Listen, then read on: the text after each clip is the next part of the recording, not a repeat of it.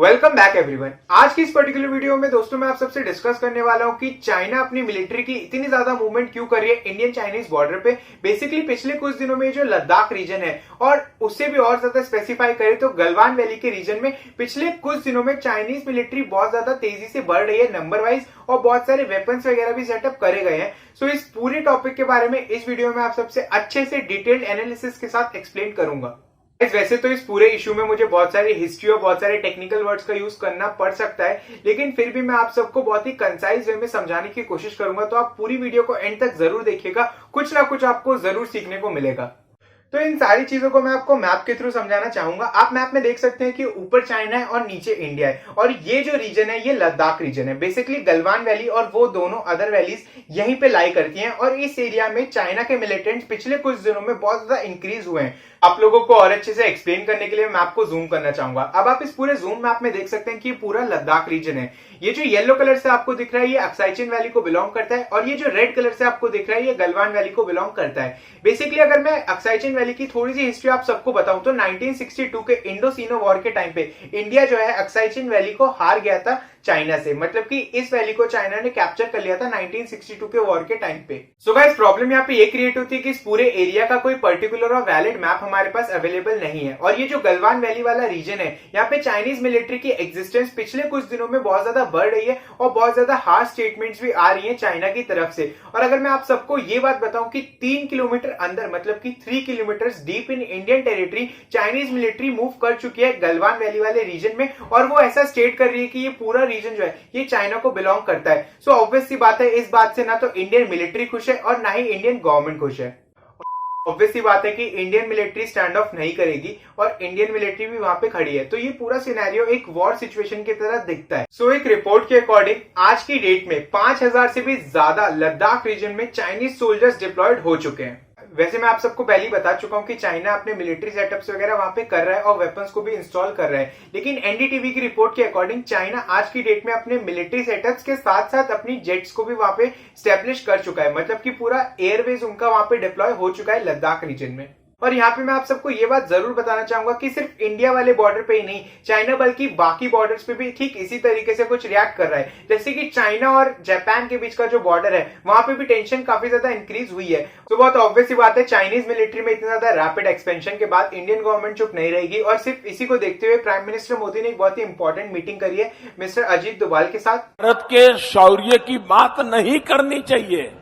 क्यों भाई? तो क्या मैं यहाँ भजन मंडली चलाने आया हूँ क्या?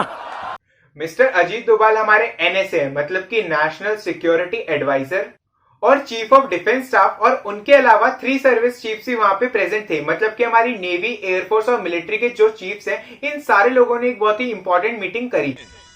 अपनी प्रॉब्लम्स का बहाना देकर छुट्टी ले ली तो ये जंग कैसे जीती जाएगी?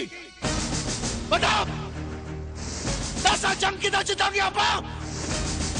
इस पर्टिकुलर मीटिंग में डिसाइड किया कि इंडिया का यहाँ पे स्टैंड ऑफ क्या होगा, मतलब कि इंडिया का रिएक्शन क्या होगा इस पूरे इशू को लेकर। सो कुछ गवर्नमेंट ऑफिसर्स को अगर हम फॉलो करें तो उनके अकॉर्डिंग इंडिया का स्टैंड पूरी तरीके से क्लियर है। इंडिया इस पूरे इशू में पीछे नहीं हटने वाला है, मतलब कि स्टेप बैक नहीं करने वाला है, और पूरी तरीके से रेडी है अगर चाइना किसी भी तरीके का एग्रेशन शो करता है। अब आप लोग सोच रहे होंगे कि मैंने ऐसा क्यों कहा कि चाइना किसी भी तरीके का एग्रेशन शो कर सकता है। मैंने ये चीज इसीलिए कही क्योंकि चाइना की तरफ से कोई भी पीसफुल स्टेटमेंट्स नहीं आई है। चाइना की तरफ से इस तरीके के स्टेटमेंट्स आई है जैसे कि वहां के प्रेसिडेंट शी जिनपिंग ने डायरेक्टली कहा है prepare for war. So we should obviously prepare for war, क्योंकि हमें अपना डिफेंस करना बहुत ज्यादा जरूरी है। अब यहाँ पे डायरेक्टली क्वेश्चन ये रेज होता है कि चाइना इतना कुछ क्यों कर रहा है, क्योंकि अभी अभी चाइना की वजह से वर्ल्ड ने एक बहुत बड़ा पैंडेमिक फेस किया है और अभी भी उस पैंडेमिक को फेस कर रहे हैं, और बहुत सारी कंट्रीज चाइना को डायरेक्टली ब्लेम करती हैं कि कोविड-19 चाइना की मिस हैपनिंग और मिस हैंडलिंग की वजह से ही फैला है। क्योंकि अगर चाइना वुहान सिटी में सब कुछ कंट्रोल कर लेता तो शायद पूरे वर्ल्ड वाइड इतनी बड़ी प्रॉब्लम क्रिएट नहीं होती। दोस्तों मैं किसी पे ब्लेम नहीं डाल रहा हूं, लेकिन ये बात सोचने वाली है कि कोरोना वायरस एक कम्युनिकेबल डिजीज है। ये जानते हुए भी चाइना ने काफी लंबे टाइम तक अपने सिटीजन्स को बाहर जाने से नहीं रोका। ये तो बाकी कंट्रीज ने चाइनीज सिटीजन्स को अपनी कंट्री में आने से रोका। तो ये है एक रिस्पॉन्सिबल नेशन।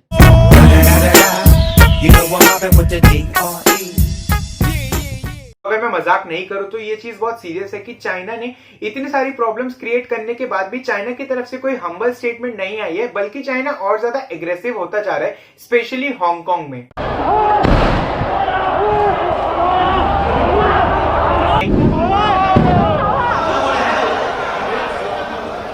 जिस तरीके का एग्रेशन चाइना हांगकांग के ऊपर शो कर रहा है, इस पूरे कॉन्फ्लिक्ट को लेकर पूरी दुनिया काफी ज्यादा कंसर्न फील कर रही है। क्योंकि यहाँ पे मैं आप सबको ये बात बताना चाहूंगा कि हांगकांग में पिछले 1.5 साल से डेमोक्रेसी के लिए स्पीड अपली बहुत ज्यादा प्रोटेस्ट चल रहे हैं और पिछले कुछ दिनों में चाइना ने इंट्रोड्यूस किया है नेशनल एंथम बिल हांगकांग में, और इस बिल की वजह से वो सारे प्रोटेस्ट और ज्यादा तेजी से बढ़े हैं और उनको लेके चाइनीज गवर्नमेंट काफी ज्यादा कंसर्न है और पूरा वर्ल्ड काफी ज्यादा कंसर्न है, क्योंकि बहुत सारे वायलेंट एक्शंस हो रहे हैं इस पूरे कॉन्फ्लिक्ट में। सो दोस्तों, अगर आप चाहते हैं कि मैं हांगकांग और चाइना वाले पूरे इशू पे एक डिटेल वीडियो बनाऊं, मतलब कि हिस्ट्री से लेके अब तक प्रेजेंट में क्या चल रहा है, so please let me know. आप मुझे कमेंट करके बताइए, या फिर आप मुझे इंस्टाग्राम पे डायरेक्टली मैसेज भी कर सकते हैं, या फिर आपका कोई और भी क्वेश्चन है तो आप मुझे प्लीज मैसेज करके बताइए। मैं आपके पर्टिकुलर क्वेश्चन पे वीडियो जरूर बनाऊंगा, और अगर मैं वीडियो नहीं बनाऊंगा तो मैं आपको रिप्लाई जरूर करूंगा एक वैलिड कंटेंट के साथ। So please let me know. अब यहाँ पे बेसिक कंसर्न ये है कि हांगकांग एक ऑटोनॉमस रीजन है और हांगकांग के कॉन्स्टिट्यूशन के अकॉर्डिंग चाइना उस पर इस तरीके का लॉ इंपोज नहीं कर सकता है, लेकिन चाइना जो है वो फोर्सफुली इस लॉ को इंपोज कर रहा है। आप इस रिपोर्ट को जरूर देखिए। सो इस रिपोर्ट में डायरेक्टली लिखा है हांगकांग क्राइसिस के ऊपर, riot police flood city as China protest build. So इससे हमें डायरेक्टली ये समझ आता है कि आने वाले टाइम में हांगकांग के अंदर बहुत ज्यादा वायलेंस क्रिएट होने वाली है, सिर्फ इस लॉ को लेके और सिर्फ डेमोक्रेसी की डिमांड करते हुए। अगर मैं आप लोगों को टेक्निकली समझाऊं तो इसका मतलब सीधे सीधे ये दिखता है कि चाइना एक ऑटोनॉमस रीजन को एनेक्सेशन करना चाहता है और अपना रीजन बनाना चाहता है।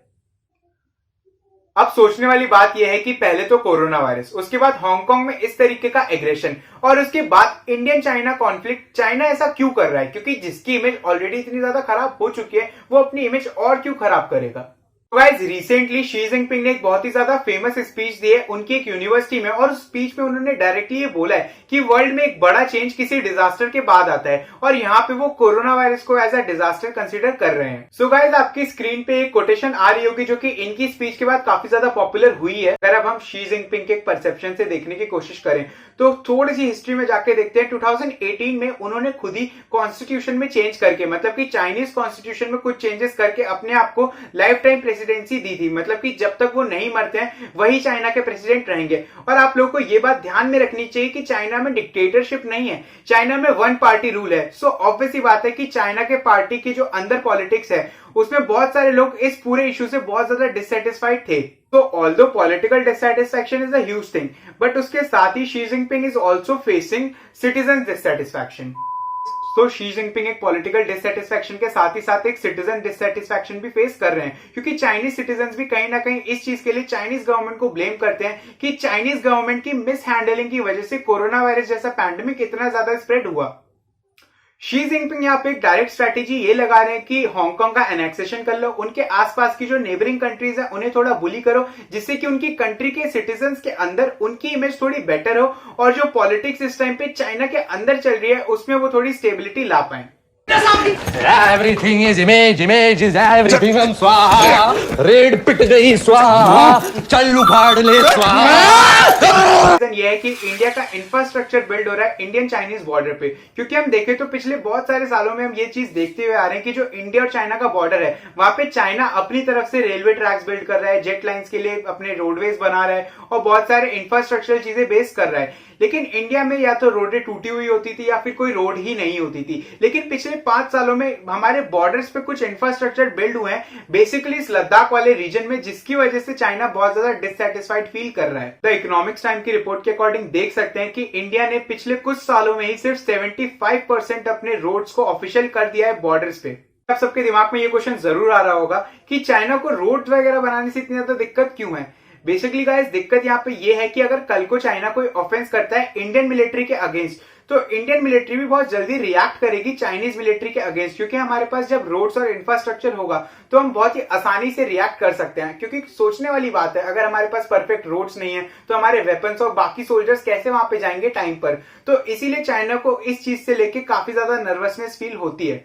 और गाइस तीसरा रीजन काफी ज्यादा क्लियर कट है, क्योंकि चाइना ने हांगकांग में एक लॉ को इंट्रोड्यूस किया है। तो चाइना अपने मिलिट्री एक्शन डायरेक्टली इसीलिए बढ़ा रहा है क्योंकि चाइना नहीं चाहता कि इंडिया या फिर उसकी कोई और नेबरिंग कंट्री हांगकांग की साइड ले इंटरनेशनल लेवल पे इस इश्यू को लेके। का एक रीजन ये भी है कि इंडियन गवर्नमेंट ऑस्ट्रेलियन गवर्नमेंट के साथ एक लॉजिस्टिक पैक्ट साइन करने वाली है और इससे पहले ऑलरेडी यूएसए के साथ एक लॉजिस्टिक पैक्ट साइन कर चुकी है। तो इसकी वजह से अगर किसी भी कंट्री को लॉस होगा तो वो कंट्री है चाइना। म्यूजिक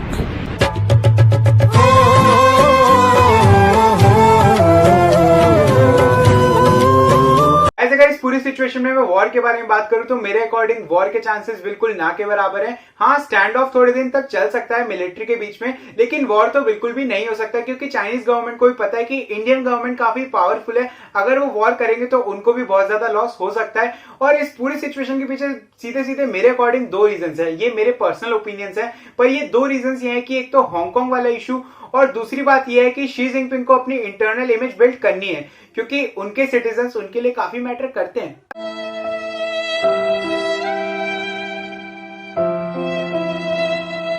जिनपिंग को इंटरनली अपनी कंट्री में अपनी इमेज बिल्ड करनी है। So this was all about this video. Thank you so much for watching. I really appreciate your time. और गाइज अगर आप लोगों को मेरा कंटेंट और मेरा काम पसंद आता है तो प्लीज इस चैनल को सब्सक्राइब कर दीजिएगा क्योंकि इस चैनल पे इस तरीके की बहुत सारे इंफॉर्मेटिव वीडियोस आती रहती हैं। Thank you so much.